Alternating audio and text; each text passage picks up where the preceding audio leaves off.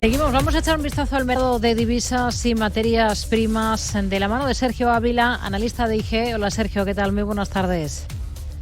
Hola, ¿qué tal, Rocío? Buenas tardes. Y vamos a mirar a las citas importantes que tenemos por delante en el más corto plazo. Mañana, por ejemplo, el IPC de Estados Unidos del último mes va a ser un dato clave después del de paro estadounidense que conocíamos el viernes pasado. ¿Qué espera del IPC?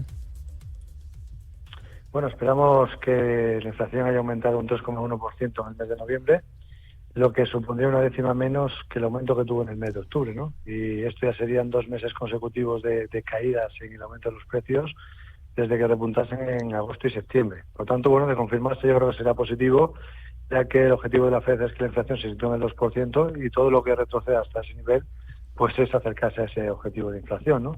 Lo que sí que creo que habrá que fijarse también es en la inflación subyacente, sobre todo en el dato mensual, que aquí sí que se espera que haya aumentado un 0,3%, cuando el dato previo fue un aumento de 0,2%, y ya veremos si esto mete algo de presión al mercado. Pero bueno, yo creo que en general sean datos de inflación buenos.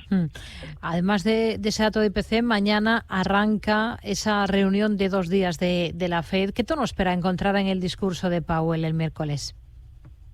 Bueno, yo creo que el tono de Powell va a depender mucho de ese dato de inflación, ¿no? Pero bueno, viendo el dato de empleo de la semana pasada, que fue mejor de lo esperado, puede que se continúe con esa línea de un tono más duro, lo que había tenido en las últimas sesiones. Por ejemplo, Powell en la última sesión dijo que no dudaría en endurecer la política monetaria si fuese necesario con el fin de llevar la inflación a su objetivo, ¿no? Con lo cual va a depender mucho de ese dato de inflación. Ya veremos a ver cómo sale. Y en base a eso, pues habrá que fijarse muy mucho en las palabras de Powell. Entre tanto, siguen las apuestas por ver cuándo será la primera bajada de tipos. Goldman Sachs la fija, ese primer recorte por parte de la Fed, en el tercer trimestre del 24, y con esto rebaja un poco la euforia casi generalizada de que podría verse incluso el primer movimiento para marzo del 24. ¿Cuál es la idea con la que trabajan ustedes?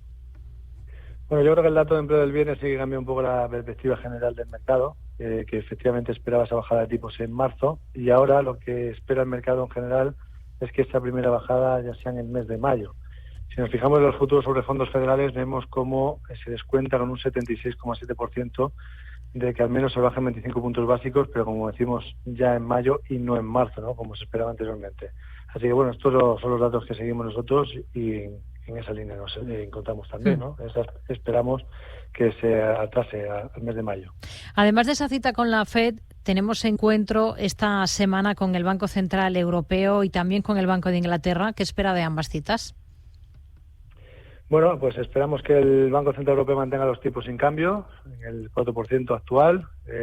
Los últimos datos de inflación de la zona euro han mostrado que continúan cayendo la subida de los precios. En el mes de noviembre el IPC se sitúa en el 2,4% y eso está cerca del objetivo ya del 2%, ¿no? del Banco Europeo. Hemos visto las últimas declaraciones de Schnabel y de Villeroy que, bueno, pues han dicho que por un lado que no esperan que haya más subida de tipos. Incluso Villeroy dijo que podría haber alguna bajada de tipos en 2024. Por tanto, podríamos ver un tono más dovish por parte del BCE que por parte incluso de la Reserva Federal. Y por parte de lo que sería el Banco de Inglaterra, pues se espera que la primera bajada de tipos sea en junio, a diferencia de las previsiones que hay para el BCE, que es en marzo, y en mayo para la Reserva Federal. Pero bueno, hemos visto cómo a pesar de estas expectativas, el Banco de Inglaterra ha mantenido una postura dura. Hemos visto cómo Andrew Bailey ha enfatizado la probabilidad, ¿no?, la posibilidad de que las tasas de interés se mantengan más tiempo en los niveles actuales para hacer que la inflación regrese de manera consistente al rango objetivo. Bueno, pues ya veremos a ver si esta semana aflojan un poco y se ponen en línea con lo que yo creo que va a ser el Banco Central Europeo. Bueno, veremos qué es lo que sale de esos dos encuentros, del euro y de la libra, en estos últimos compases del ejercicio. ¿Qué es lo que esperan ustedes? Bueno, el euro ya ha perdido fuelle, habíamos tenido un fuerte rebote, pero ahora con la expectativa de que se puedan bajar los tipos antes en Europa que en Estados Unidos, pues el euro pierde fuerza, ¿no? Llevamos ya pues varios días de caídas consecutivos y ahora lo que tenemos es un soporte en el eurodólar en los 1,0724. Yo creo que si lo pierde, el siguiente destino será volver de nuevo a los 1,06560.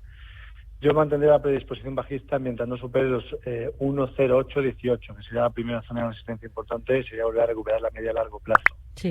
Y en cuanto a la libra, tras haber corregido la semana pasada frente al dólar, bueno, pues es cierto que está aguantando un poquito mejor que el euro.